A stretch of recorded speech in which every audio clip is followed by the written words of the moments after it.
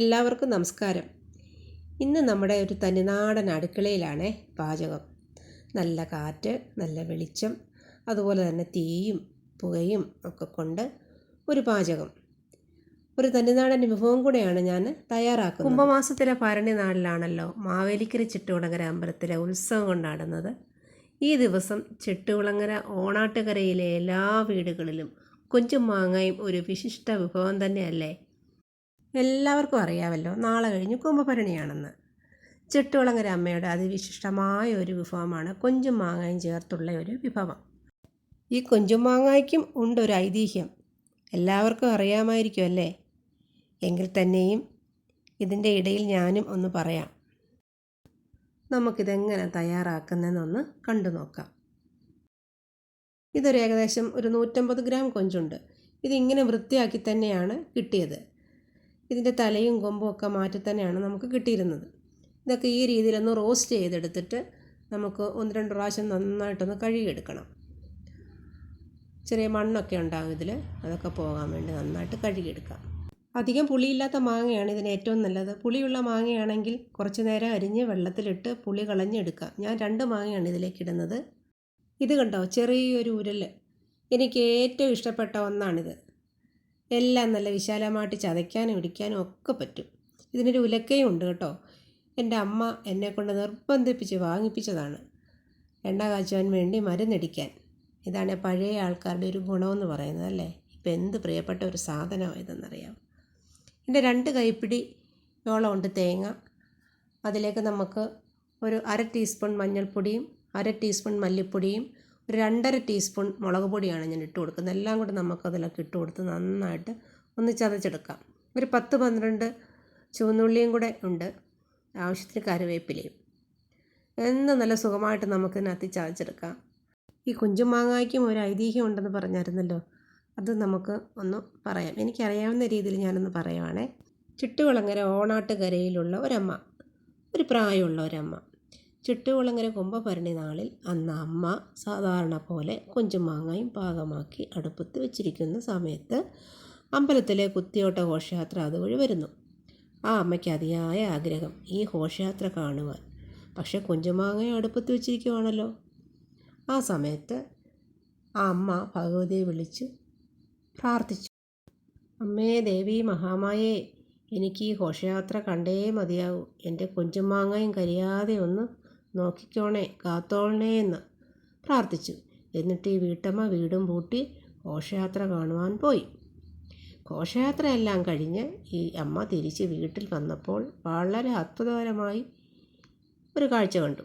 കൊഞ്ചും മാങ്ങയും പാകമായി അടുപ്പിൽ നിന്നും വാങ്ങി ഇലയിട്ടടച്ച് ഭദ്രമായിട്ട് വെച്ചിരിക്കുന്നു. ഇത് ഓണാട്ടുകരയാകെ പരന്നു.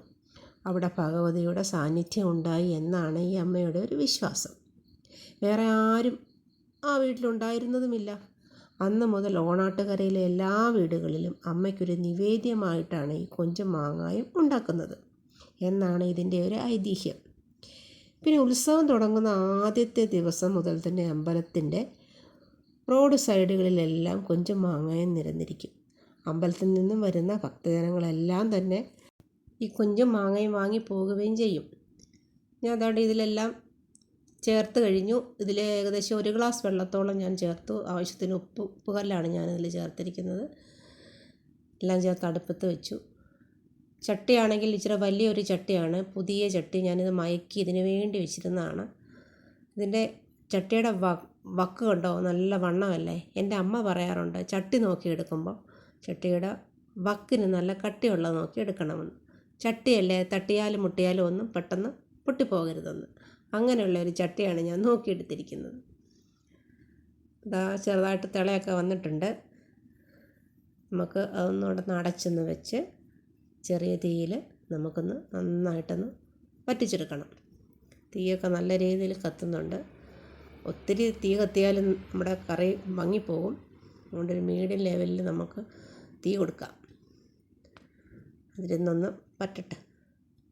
അപ്പോൾ എന്താ സ്മെല്ല്! ഓ, എന്തൊരു നല്ല മണം. ഉപ്പൊക്കെ നോക്കി നല്ലതായിട്ട് ഉപ്പൊക്കെ പിടിച്ചിട്ടുണ്ട്. ആ സ്മെല്ല് ഭയങ്കരം. നമുക്ക് ഇതിലേക്കൊരു 1 സ്പൂൺ 1.5 സ്പൂൺ വെളിച്ചെണ്ണ, പച്ച വെളിച്ചെണ്ണ ഒഴിച്ചു കൊടുക്കണം.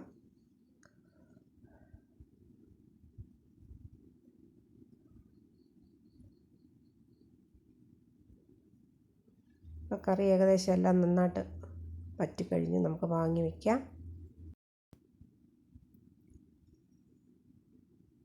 നല്ലതായിട്ടെല്ലാം പറ്റി. നമ്മുടെ ചട്ടി വലുതും നമ്മുടെ കൊഞ്ചും മാങ്ങായും കുറച്ചും ആയിപ്പോയല്ലേ, സാരമില്ലല്ലേ. നമുക്ക് ചോറുണ്ണാം, കൊഞ്ചും മാങ്ങായും കൂട്ടി ചോറുണ്ണാമല്ലോ.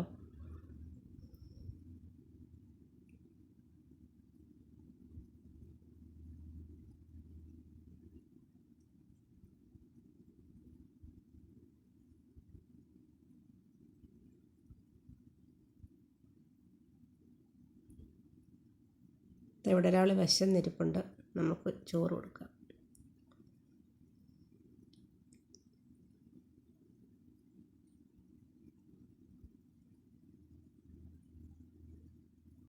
രീതിയിലുള്ള നാടൻ ഭക്ഷണമൊക്കെ ഇങ്ങനെ വിറകടുപ്പൊക്കെ കത്തിച്ച് അടുക്കളയിലിരുന്ന് കഴിക്കാനും നമുക്ക് ആകാശമൊക്കെ നോക്കി ഒക്കെ ഇരുന്ന് കഴിക്കാനൊക്കെ എന്തൊരു രസമല്ലേ. ആ കാറ്റും വെളിച്ചവും പുകയും ഒക്കെ കൊണ്ട് നല്ലൊരു സുഖമല്ലേ. എൻ്റെ വീഡിയോ വാച്ച് ചെയ്ത എല്ലാവർക്കും താങ്ക് യു.